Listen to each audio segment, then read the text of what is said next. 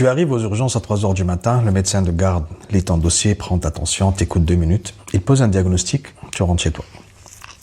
Harvard vient de tester exactement ce scénario sur 76 vrais patients d'urgence. Même information donnée simultanément à un médecin et à une IA. Le médecin posait le bon diagnostic dans 55% des cas, l'IA 67%. L'étude vient d'être publiée dans Science. Les auteurs sont de Harvard Medical Business School et de Beth Israel Deaconess Medical Center à Boston. Le modèle testé s'appelle O1. C'est un système de raisonnement développé par OpenAI qui analyse chaque hypothèse dans tous les sens avant de conclure, là où les modèles classiques répondent dans une fraction de seconde. Imagine un consultant qui retourne chaque piste méthodiquement avant d'ouvrir la bouche, quoi. L'IA fait exactement ça automatiquement à partir d'un simple fichier texte.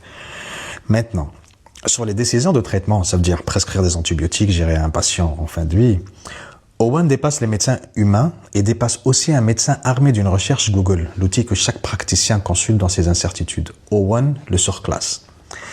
Et là, le chiffre qui fait froid dans le dos, c'est 0. C'est le nombre de cadres légaux d'imputabilité. L'imputabilité, c'est le mécanisme pour désigner un responsable juridique. Donc, 0 cadre légaux d'imputabilité existe aujourd'hui pour les diagnostics posés ou influencés par une IA en milieu hospitalier.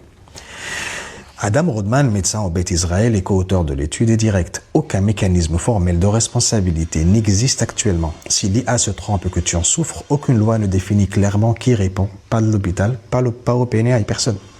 Une urgentiste, Christine Pantagani, soulève une vraie limite méthodologique. L'étude compare l'IA à des médecins internistes, pas à des urgentistes spécialisés. L'objectif d'un urgentiste, c'est d'abord détecter ce qui peut te tuer dans les prochaines heures. Établir un diagnostic définitif est un exercice distinct. Et c'est sur ce terrain précis que l'étude a comparé les modèles. Pantagani a raison sur ce point, et les chercheurs eux-mêmes réclament des essais prospectifs sur des populations réelles avant tout déploiement clinique à grande échelle. Maintenant, qu'est-ce qui changerait pour toi ? De nombreux hôpitaux utilisent déjà des outils algorithmiques dans leur parcours de triage. Souvent, sans te le signaler. La prochaine fois que tu passes aux urgences, tu peux poser la question directement. Est-ce qu'un système IA est impliqué dans mon évaluation ?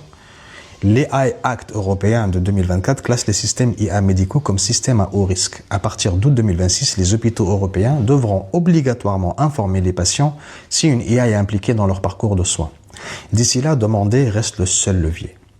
L'étude Harvard pose une certitude et une question sans réponse. L'IA peut avoir raison là où le médecin se trompe.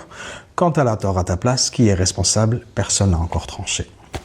Si tu veux qu'on continue à décrypter l'IA avant qu'elle te touche directement, tu sais quoi faire. Tchuss.